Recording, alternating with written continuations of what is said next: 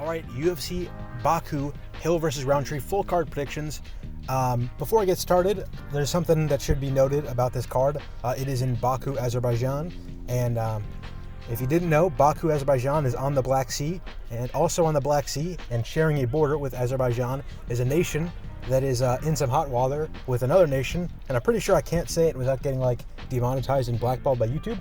So, but if you've been paying attention to geopolitics, kind of a lot going on in one certain area of the world, and Azerbaijan is right there. So if this event gets moved to the Apex, I told you so. But if it gets moved to the Apex, I'm sure a couple of fights are going to fall off or get switched around because of visa issues and whatnot. So I will tweet out any updates to my predictions, and I'll also leave a comment. So check that. I'm recording this at 11:09 p.m. Eastern Standard Time, or Eastern Daylight Time, on Tuesday, June 17th. So that is how the card is, at this moment. But based on some announcements from some countries, apparently something big is supposed to happen tonight, and that might make an impact on the card. So we'll see. But yeah, let's get started. First fight.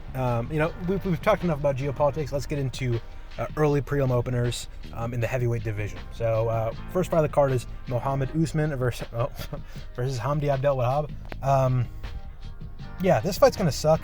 This is gonna be a women's MMA level fight. I'm picking Mo Usman. Actually, I thought I had Hamdy picked, but I had Mo Usman picked. And you know what? I don't hate that. I really think Hamdy kind of sucks. He went to a split decision with Jamal Pogues in his last fight, and Jamal Pogues is not very good. And then he went to a split decision with Dontel Mays, which he won, but arguably should have lost. And he looked really bad, and he also tested positive for steroids. Now, I will say that Hamdy doesn't only have 4 fights in MMA; he has 6. He's 6-0. But just his first 2 fights in MMA were at Masvidal's bare knuckle MMA promotion. So he's got 2 wins in bare knuckle MMA and 4 in normal MMA. He also had, I guess, 1 more with the Dontel Mays win before it got overturned to a no contest. I don't think Mo Usman is any good. I don't think he's got any finishing potential. I don't think he has any skill. But I would say, there is a literal 0% chance that him and Hamdy are the same height. I would say that based on my memory of the 2 fighters, Mo Usman is 4 inches taller than Hamdy, and they're listed at the same height. So that's a little weird. I know Hamdy fought Dontel Mays, and Dontel Mays is shockingly tall. He's 6'8". But Hamdy looked tiny next to him, so I don't think Hamdy's 6'2". I think Mo Usman's going to be bigger. He's probably got more cardio. If he's on the same sauce that his brother, Kamaru Usman, is on, he's probably on EPO. And he's pretty old, but I really don't think Hamdy's any good. So I think that Mo Usman can get it done just by being bigger. And it doesn't make any sense. How are they the same height when they weigh the same? Or Hamdy weighs 24 more pounds? Okay, it doesn't make any sense. Whatever. I'm picking Mo Usman by being bigger and a little bit more skilled.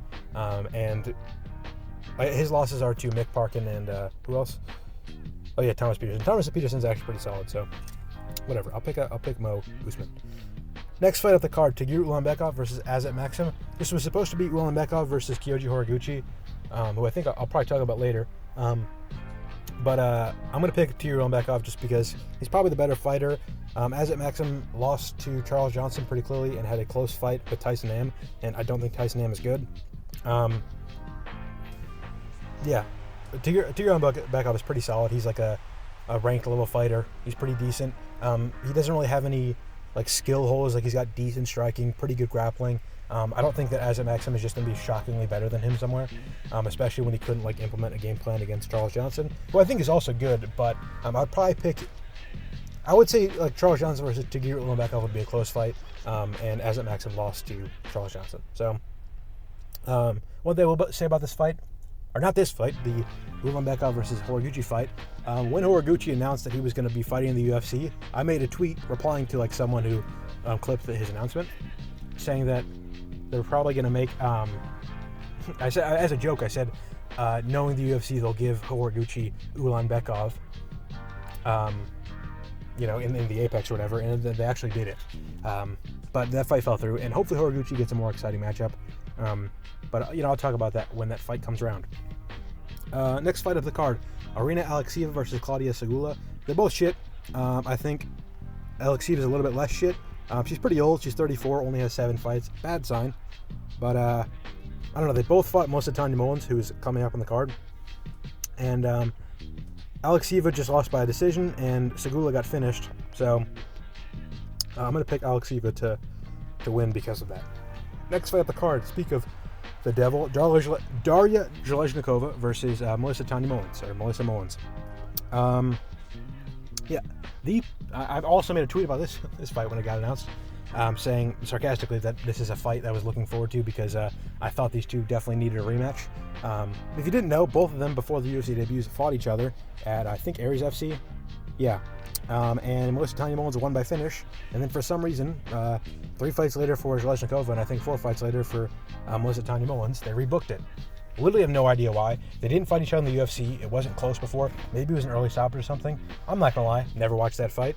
But I think Melissa Mullins is a decent fighter, and I don't think that of Zheleznyakova. I think Melissa Mullins, her only loss is to Nora Cornell.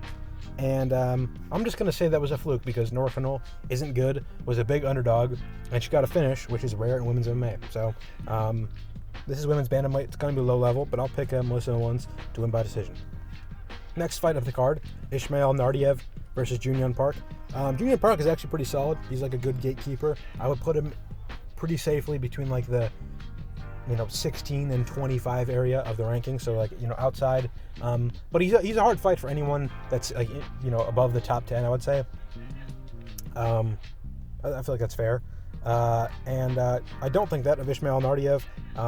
He's had a couple losses outside the UFC to Marcin Bandel, who has an ugly record. Vadim Kutsi, who's got a decent record, but I've never heard of him. He beat a guy who was 14-8 and then gets signed in short notice to fight Bruno Silva. And he beat Bruno Silva. I thought it was a split decision. I guess it wasn't a split decision. It was a unanimous decision. But it wasn't impressive at all. He just held Bruno Silva up against the cage for longer than Bruno Silva did it to him.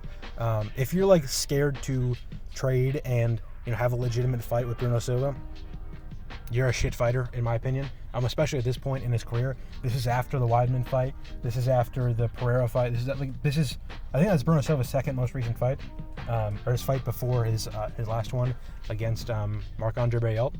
And he looked like shit against him. It was on short notice, I get that, but Bruno Silva isn't good. So, not a good look. He hasn't fought in a while after taking like not any damage against Bruno Silva and not inflicting any damage. Not a good look. Jun-yong Park just beat Brad Tavares, and I think Brad Tavares, Bruno Silva, pretty similar level, and I would say Brad Tavares is better than Bruno Silva, and they had similar performances against their respective fighter. So I'll pick Jun-yong Park to beat Ismail Naurdiev.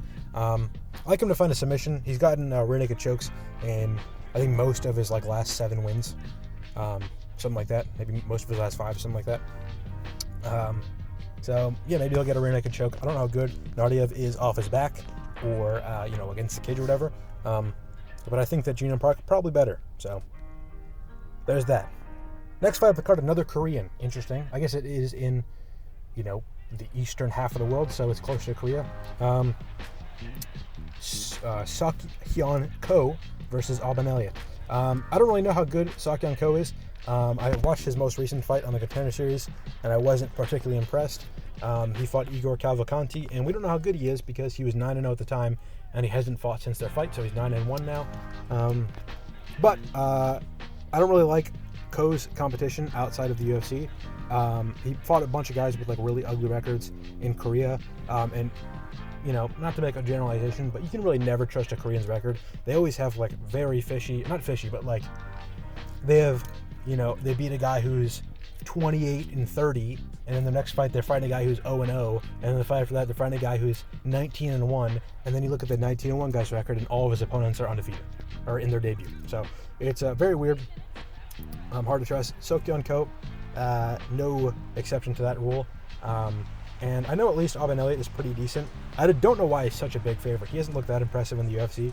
He fought Val Woodburn and went to a decision, and Val Woodburn is shit at fighting.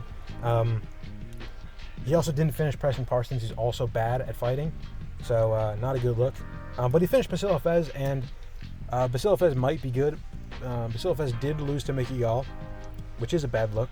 I think he went 0-3 in the UFC and got cut, but he looked really good against JDM when he was on steroids, which he had to have been because his physique completely changed and his skill level completely changed after that fight.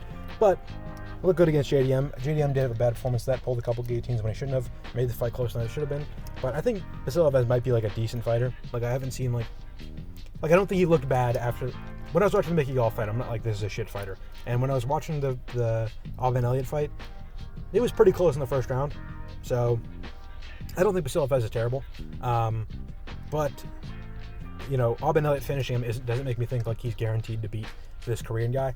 I just think he's probably going to beat him. So I don't think he's going to finish him because he's not much of a finisher. I don't think Oban Elliott is that good. He looked kind of shit in the Contender Series. He almost got finished in the second round, and that was a 10-8, and then he won the first and the third against like a not very good fighter who he was supposed to beat. So, yeah, don't love that. Maybe he's improved. He's still pretty young. He's 27. So, yeah, I'll pick Oban Elliott to win. I'm not like super confident with it, and I don't think he's going to get a finish. Next fight of the card, Mohammed Naimov versus Bogdan Grad. I'm getting to the point where it's like, do I consider Bogdan Grad decent? I think I picked him to win his last fight against Lucas Alexander because Lucas Alexander is shit. Yeah. Went to a split decision with Michael Aswell. We saw Michael Aswell isn't that good in his debut against Markel Medeiros. That fight was on short notice, but Aswell like literally had nothing. So he was able to survive like with basically one leg for the full third round, but never had any like impressive moments. And Bogdan Grad, like other than that, he fought a bunch of bums. He has a decent record of 15-2. He did knock out Tom Nolan, but Tom Nolan, I think he's good, but he's really chinny. So I'm not like super impressed with that. Tom Nolan also got knocked out by someone else. I think Nick Motta. Someone is coming up on the card. Who is it? Tom Nolan got knocked out by somebody else, and it wasn't impressive. Someone that he's better than. So I'm not going to be like Bogdan Grad knocked out Tom Nolan. He's better than Tom Nolan. And I think Tom Nolan would beat Naimov if they've fought at 155 or whatever. But Naimov has had some decently impressive performances before. He beat Konofli in a not very impressive way. I don't think Konofli is that good. But he had a good. I don't know. I think most people think of Naimov with the Nathaniel Wood performance, and I don't know. It was definitely impressive. Like he looked better than Nathaniel Wood. If you ignore the 6 or 7 egregious fouls and the arguable robbery. But like I think having a performance where he looked decent at all against Nathaniel Wood. I think even if those fouls didn't happen, I think that Nathaniel Wood probably still should have won the decision. But, I don't think it was like I would have been like, okay, Naimov lost to Nathaniel Wood, but he made the fight close, and a bad judge could have given it to Naimov. But instead, he did like 6 or 7 fouls and made it close anyways. So I don't know. I still think Naimov is better than Bogdan Grad because Bogdan Grad isn't that good. And I don't think in any world, give him unlimited fouls, I don't think Bogdan Grad is going to look that good against Nathaniel Wood. Especially, Nathaniel Wood against Morgan Sherrier had a really good performance and looked good against Andre Philly. And, he's been proven. Yeah. I think I've said what I want to say. I don't know. I'm kind of yapping. I just think Naimov is better. Because Bogdan Grad is shit, not because Naimov is that good. Okay, next fight up the card. Nazim Sadykhov versus Nikolas Motta. Is this the guy that beat Tom Nolan? Let me check real quick. It is. I was right. Okay.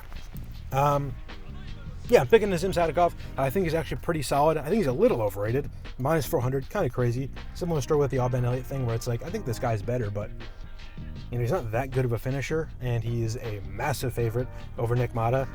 Nazim Sadykhov was losing to which Bonfim? Ismail? Yeah, Ismail Bonfim in his last fight. He was looking good. He wasn't getting whooped, but he was losing that fight, and then he opened up a cut with an elbow, and the fight got stopped to a doctor stoppage. I don't know. He was doing pretty decent in that fight. I'm not gonna say like he was getting whooped. If that fight went with the distance, I would still call it like a 50-50. He finished Terrence McKinney, and he went to a draw with Vyacheslav Borshev, which, finishing Terrence McKinney, it's like you either lose in the first minute or you finish him. So I'm not going to, be over the moon with that performance. And a draw with Vyacheslav Borshev, not a great look. Borshev has had some rough performances since that fight. I think he's a good fighter, and he's definitely a good striker. And I think Sadykhov looked good in that. But one thing I'll take away from that fight is Sadykhov looked pretty hittable. Like, he got hit a lot against Borshev. And I was a little worried about him getting finished at some points of that fight. And Nikolas Motta is a very good hitter and a very good finisher on the feet. He's not the most skilled fighter, but he's got some pretty good power for 155, especially for him being like a small 155er. So I am worried about Sadykhov just getting chinned and finished. I think that's a legitimate possibility. Nikolas Motta has done it to Tom Nolan, who I think is a better fighter than him, like I said before. So I would be worried about, Oh, by the way, when I said earlier Bogdan Grad knocked out Tom Nolan, he got knocked out by Tom Nolan is what I meant to say. Or not what I meant to say, what I misread. Because I thought it said that he knocked out Tom Nolan because I'm stupid. But, yeah, Nikolas Motta, I think he could finish a better fighter in Sadykhov like he did with Tom Nolan.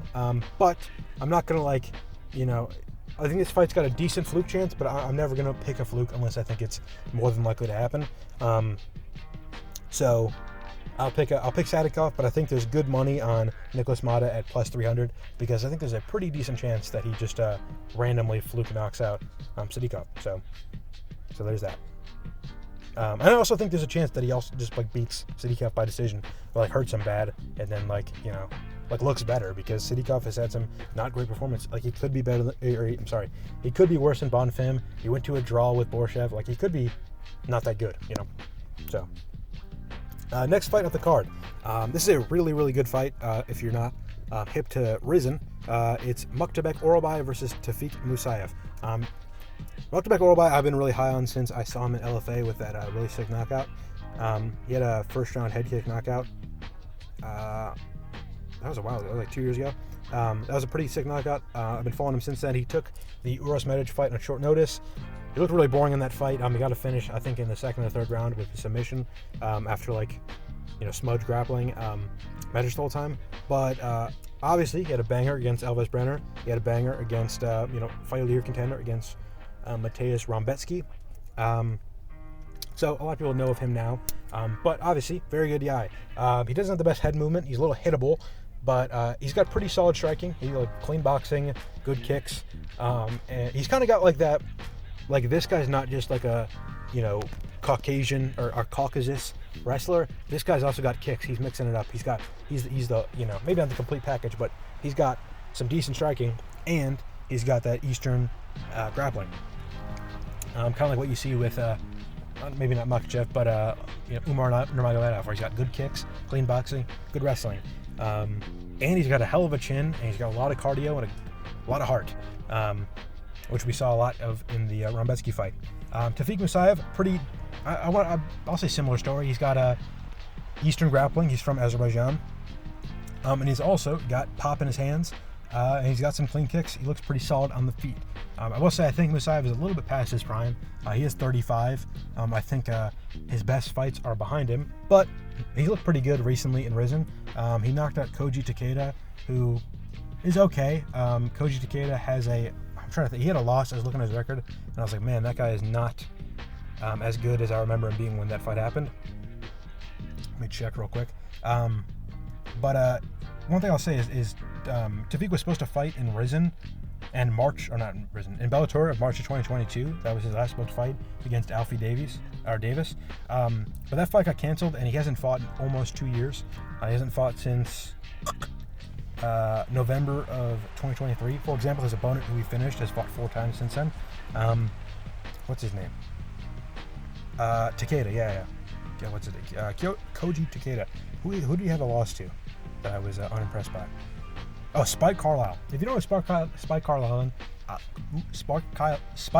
man, my tongue is not doing me any favors. If you don't know who Spike Carlisle is, he was in the UFC before he was in Rizin.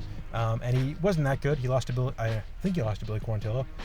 The main thing I remember him from is that Billy Quarantillo fight where he heard the clapper go and he turned around and walked away because he thought that was the buzzer, and he got caught by a clean right hand.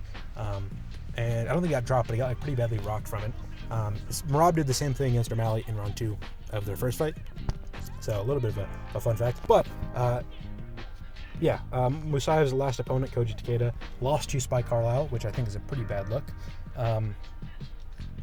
His last opponent before that was Akira Okada, who is kind of like a pancrase jobber. He's not that good of a fighter. And then Musayev fought in Bellator before then. He fought Alexander Shabalin and got finished to the body, which I think is a pretty bad look. And then before, when he was in Risen, if you didn't know, like sometimes Risen fighters fight in Bellator, like they go back and forth because, well, honestly, I don't really know why. Maybe someone else does, but if you know why, maybe you can leave a comment. But yeah, before he was in Bellator, he was in Risen, and he fought Roberto de Souza, who is the current lightweight champion. I think he won the belt against Musayev, and he got finished by submission. And the reason why I'm going to pick Oralbai is because Oralbai's got pretty good submissions, and he's got pretty good grappling, and Musayev got finished by Roberto de Souza, who I think is a pretty good grappler. I mean, obviously a pretty good grappler. He's like a third-degree black belt in BJJ, and finished a lot of people. But I think de Souza is a little bit one-dimensional, and I don't really like anyone getting finished by him. I think he goes by Roberto Satoshi de Souza, I guess. Fun fact. But yeah, I don't love getting finished by him. I think that like you're not a bad fighter if you get finished by him, but I think Oralbai is like pretty top level in the UFC. Like his only losses to Rebecki, or Rambetsky, and Rambetsky's pretty good. So I think it's a bad look to get finished by him. If you're going up against a top level guy like Oralbai, especially when you've been off for almost 2 years, and you are pretty old. You're 35. You haven't fought since you were 33. So yeah, I'm gonna pick Oralbai by submission. I just think that with his activity, with his skill, with his level of competition recently, he's going to be able to get in there and find the takedowns early, and maybe start to break Musayev, use his cardio and his conditioning to find a submission later, or maybe just find them really quickly when they're dry. So I'm going to pick Oralbai to win. Next fight up the card, Curtis Blaydes versus Rizvan Kunaev. Why do they keep rebooking this fight? I mean, this is kind of ridiculous. I want to say this is the third time they booked this fight. If you didn't know who Kunaev is, or Kunaev, whatever, he was supposed to fight Martin Badai in December or November, which this is crazy. He was supposed to fight Martin Badai. There are 30 heavyweights in the UFC. Martin Badai is probably like the 25th ranked heavyweight, something like that. He's supposed to fight Martin Badai. He pulls out of the fight, and they rebook him with Curtis Blaydes, who's number 5 in heavyweight right now. I think number 5. So that's crazy. You pull out of the fight against the number 25 guy, and they give you the number 5 guy. That's crazy. They were supposed to fight again, or originally they were supposed to fight at, I think, 312 in February. No, it wasn't. It was just some fight night in February. Maybe Seattle. And then they got rebooked for 313, and then Blaydes pulled out of that fight, so they rebooked it again for this card. But what's important is that Kunaev has been on steroids probably his whole career. He fought Renan Fahea, who is the guy that Ngannou just knocked out, and he beat him by decision. And then he tested positive for 4 different steroids: drostanolone, metenolone, boldenone, and 19-noradrosterone. 4 different anabolic steroids. Pretty bad look, which made me worried for the Badai fight, because I'm like, this guy's on steroids. He's taking this fight on short notice. He's probably going to be, still pretty sauced up for this fight, and beat Badai. But then the fight got canceled, and that was forever ago. That was now 6-7 months ago. So he's probably off cycle now. He's been in the testing pool for at least 6 months, which is the minimum for rejoining the testing pool. So he's probably not on steroids anymore. He's definitely not as good as Curtis Blaydes. The guys he fought in PFL and Eagle FC, I don't think are that good. Now I will say he's a little bit underrated. Like, he's got 2 losses early in his career, and those are to Darko Stozic and Justin Willis, 2 guys who went on to have pretty solid careers. Justin Willis, 4-1 in the UFC. But if you look at his record, you notice that his one loss in the UFC was to Curtis Blaydes 6 years ago. So, yeah. I don't think that Kunaev is that good. He hasn't fought anyone at the UFC level, and he's going from, being signed to fight. He's going from being signed to fight the number 25 guy in the UFC to the number 5 guy. So, not a very good look. Also, he couldn't finish Renan Fahea. Seriously, you're a grappler. You can't finish Renan Fahea. You're shit. You're going to lose Curtis Blaydes. I think Curtis Blaydes is going to finish him in the first round. I just think he's way better. Way better level of competition. Kunaev could take a huge step back after being off steroids. Like I said with, what do you call it? Fez earlier. So yeah, could take a big step back. I don't think he was ever Curtis Blades level. His one loss is to one of his two losses is to Justin Willis, who lost to Curtis Blades. His other loss is to Darko Stosic, who wouldn't beat Curtis Blades. So yeah, I'll pick Curtis Blades pretty confidently.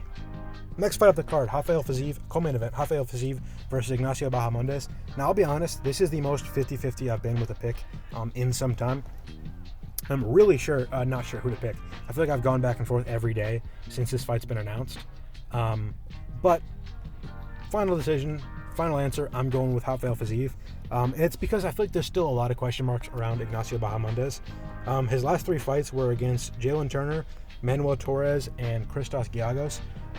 Christos Giagos, I don't think is that good. I think most people would agree. Christos Giagos, not the best fighter in the world. Manuel Torres, decent fighter, but he fought really dumb in that fight. He just kind of ran headfirst onto 1-2s, and after it happened the first time, I'm like, man, this guy's gonna get knocked out in the next minute. And then it happened. He just ran onto a 1-2 and got knocked out. And then Jalen Turner retired after their fight. And it looked it was a pretty 50-50 fight, and then he just stuck his head in a triangle, went 1 in, 1 out, and got triangled in Bahamondes' guard. And I think that performance is more a fault of Jalen Turner than a success of Ignacio Bahamondes, if that makes sense. Like, I think that performance is, I can't wait from that not being like, Bahamondes is really good. I can't wait from being like, Jalen Turner's really dumb. And the reason why I bring up those last 3 fights and not his last 4 is because 4 fights ago, he lost to Ludovic Klein. And I think that Fiziev is better on the feet than Ludovic Klein. And Ludovic Klein won that fight on the feet. At least he won the first and third round on the feet, I'm pretty sure. And that's enough to beat him by decision. And why that's important is Fiziev is better than Ludovic Klein on the feet. And if Ignacio Bahamondes hasn't improved significantly, he's going to lose to Fiziev on the feet. And if I want to know that Ignacio Bahamondes, like, for a fact, has improved since that fight significantly enough to beat Fiziev, I haven't been proven that, because Giagos isn't better than Ludovic Klein. He's not better than Fiziev. Manuel Torres made a really stupid decision in their fight and got knocked out, and Jalen Turner made a really stupid decision in their fight and got finished. And other than that, I haven't really seen the improvement I need to see to pick Bahamondes against Fiziev. Now, I will say, since their fight, in Fiziev's last 3 fights, since he's had a win, he took a good amount of damage against Gaethje in a fight I think that he arguably won. He got his, the Gamrot fight, I wouldn't call that like a, he's worse than Gamrot loss, but he did take, damage in the fact that he got injured. So not a good look. He took a ton of time off, and then he fought Justin Gaethje on short notice and got dropped. Took a good amount of damage in their fight too. So, Fiziev could have regressed since his last win. Who was that against? RDA? Check. Yeah, he could have regressed since his RDA fight, but I think he's looked good in the Gaethje fights. I think he's looked top level. Especially the last fight was on short notice. He made it pretty close. The first fight, he looked pretty good against Gaethje. Gaethje's still top level. He beat Poirier. Had a good fight with Oliveira, good fight with Chandler. I guess Chandler's not top level, but you know what I mean? Like, everyone knows Gaethje's top level, and Fiziev has proved he's basically there. And Bahamondes, I think he definitely could be there. I think he's looked pretty good in his recent fights, but it was against competition, and it was in context that proved maybe he's not all the way there. And if he is all the way there, there's no, solid proof of that yet, So I'm going to pick Fiziev, whatever, however you pronounce it, based on that. So, yeah, that one's interesting. Actually, I say I'm 50-50, as much as I've ever been. I'm looking at Tapology. The odds right now are exactly even. Both of them are minus 110. And then amongst Tapology users, there's been 2,300 picks, and the picks are exactly 50-50. So 50% of people picked Bahamondes, and 50% picked Fiziev. I think a little bit more Fiziev, but it's super close.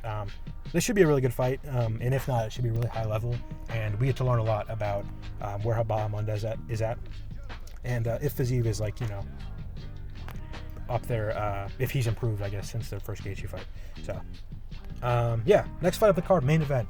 Another fight I'm really excited for. This one, again, will tell us a lot about the 2 fighters. We got Jamal Hill versus Khalil Rountree. Interesting fight. I wrote a whole thing about this, so I'll just read my notes real quick. But I will say before I read my notes, in case my notes don't say it, I am picking Jamal Hill. And I guess here's why. All right. mainly I just talked about the problems that Rountree has on the feet, because I think this is going to be mostly a striking match, and if it's not, I think most people would agree, has the advantage on the grappling. So yeah, Rountree doesn't move his head enough proactively to avoid being jabbed at will, especially early in the fight. If you watch the Jacoby fight, Dustin Jacoby. If you watch the Jacoby fight, pretty sure it's Jacoby Jones, right? I'm pretty sure it's Jacoby. Yeah, he was able to land the jab pretty easily out of both stances during the entire fight. So yeah, able to have the jab, especially when his opponent is in the opposite stance, often orthodox, and their lead hand is closer to his face. Jabs can be thrown over his lead hand. So if you watch the Jamal Hill versus Glover Teixeira fight, Jamal Hill was able to land the jab like crazy. Like, he was literally tripling up on the jab, like without even, switching or like moving forward. He was just throwing triple jabs right onto Glover's chin over his lead hand. And that was an orthodox, and I think Jamal Hill was orthodox in that fight, because I'm gonna turn my AC on, it's hot as fuck.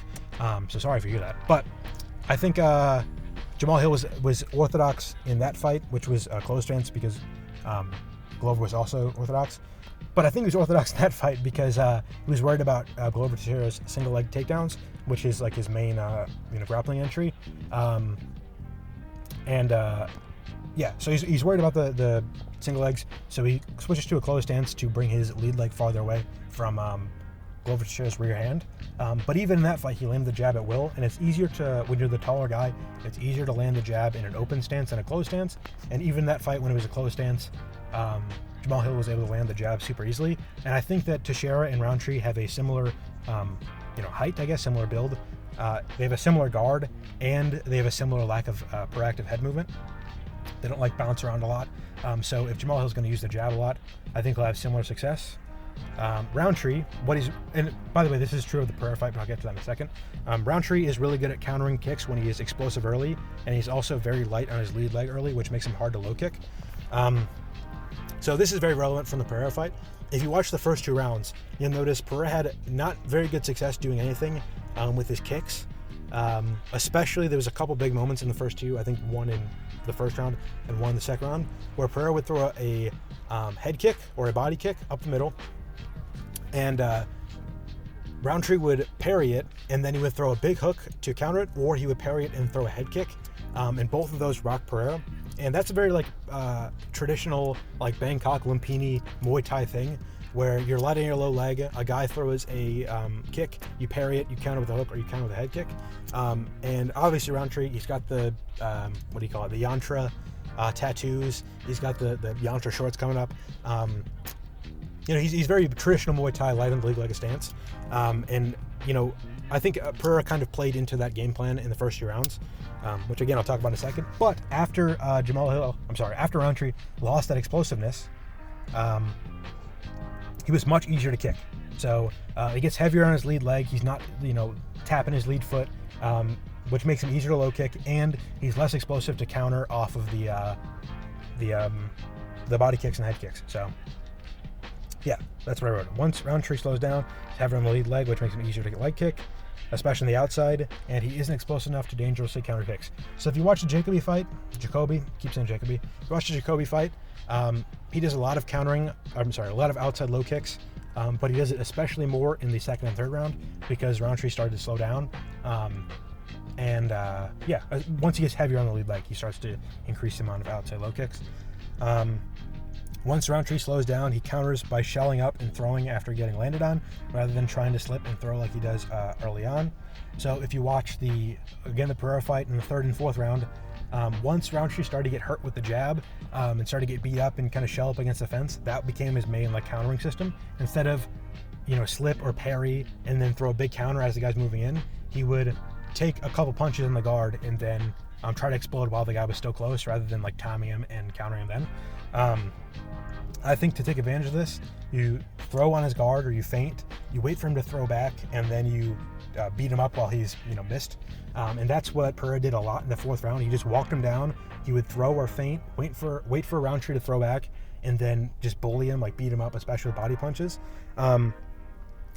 And that's how he got the finish. He did it 3 times in a row. He would wait for Rountree to throw, and then he would hit him with a jab, body hook, uppercut. That was the finishing sequence, or just a couple big body punches. So yeah, I think just generally in the fight, Hill has a very solid chin and very good recovery. So if he gets dropped early, I could see Rountree chasing a finish, not finishing him, and gassing. Which, if you've listened to me, what I just said about Rountree, his defense and his ability to win a fight technically becomes a lot worse once he gasses. I will say he looked really good in the Jacoby fight in round 3. I think that was his best round of the fight. It was, I guess the first round was pretty close too, but he looked pretty decent in round 3, where he basically just stopped respecting Jacoby's power and just started winging punches. But I really don't think he's going to be able to do that in a 5-round fight. So, yeah, and he hasn't done that since their fight either, and he lost the Jacoby fight, according to like 99% of people. So, okay, so this is what I wrote for Hill to beat Rountree. Early on, take advantage of his inability to defend / slip jabs to slow him down. Avoid being in extended exchanges or throwing in long combinations. Don't throw too many kicks. To avoid being countered like Pereira was in the first and second round. So yeah, don't throw too many kicks, especially the teeps and head kicks, because those are the most easy ones to counter and parry.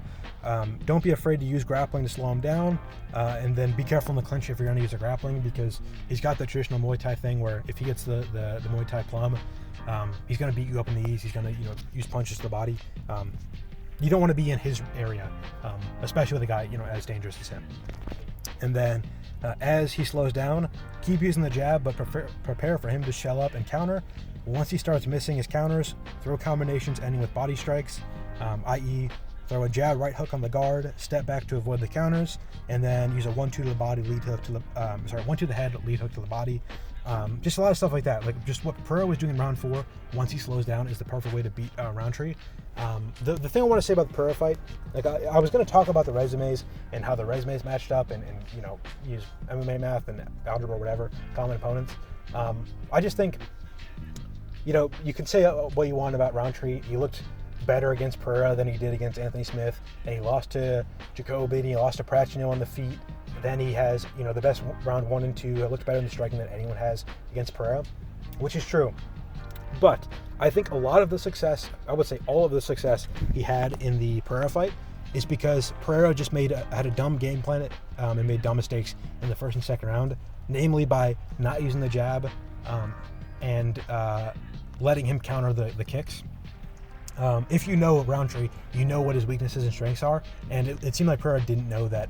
His weaknesses is his lack of head movement, his lack of defensive, proactive responsibility, and his strengths are the countering of the kicks and the work in the clinch. And Pereira just kind of played to Rountree's strengths instead of his weaknesses, and that let him win the first and second round. And Jamal Hill didn't really have that same chance against Pereira. So I think a lot of people will see all these edits of Rountree, and he beats people up like they owe him money, and he also looked way better against Pereira than Hill did. But they'll ignore the entire history of Rountree, having a close first and second round with Anthony Smith, and losing to Dustin Jacoby, and losing on the feet to Marcin Pratchino, like getting clearly outstruck. And then they'll also ignore Hill, beating like 50-44ing Glover Teixeira on the feet, and whooping Thiago Santos, and sleeping John A. Walker and Jimmy Crute. So if you want to take advantage of these odds, I really think that Hill should be the favorite. I think this is the fight to do it on. I mean, you're basically taking advantage of the fact that there's a lot of hype around Hill. A lot of fight around Rountree and not a lot of hype around Hill, which I kind of get. If you look at the guys who've beaten Hill, Yuri and Pereira, they're explosive, strikers who are strike first, move forward. There's a lot of edits in those guys, and the same is true of Rountree. It's just Rountree's not nearly the level of Pereira and Prohaska, in my opinion. So yeah, those are my predictions. I think there was more I want to say about the main event, but I think I said enough. I put a lot of research into this fight, and I feel like it'll be a good fight. I'm curious to see if Hill will stick by that game plan. I don't think there's a ton of stuff Rountree can do to kind of impose his own game plan, saying he's in his most recent fights, he's been counter first. He let Anthony Smith walk him down, for fuck's sake. I think Hill's gonna be able to walk him down. Hill's walked down pretty much everyone but Pereira. So again, I'm interested to see how this fight goes. This is kind of a shot in the dark, but if you have a way for me to contact Jamal Hill and send him my game plan, I really think it'll work. I mean, I don't know. I'm sure he's got a similar game plan, but I thought the same thing of Pereira. I was like, Pereira, use the jab, use the body jab. He doesn't, block those really well. He counters the kicks. Don't use the kicks early. And then Pereira did exactly the opposite of that. So, yeah, if you can send that game plan to Jamal Hill, make sure he knows, because, I'm not trying to, sell the parlay. But, yeah, let me know if you agree or disagree with my picks. Yeah, like the video, share the video, subscribe, follow me on Twitter. Link will be in the description. If you want to see any of my predictions, going back to the beginning of the year, I've got a playlist with all of those. Every video on my channel except for a couple are prediction videos, so you can just go back and look at those. Again, let me know if you agree or disagree. If you want to hear more about a certain pick, if you want to know my opinion on anything going on in the MMA world, leave a comment. Let me know. That is all. Yeah, thank you for listening.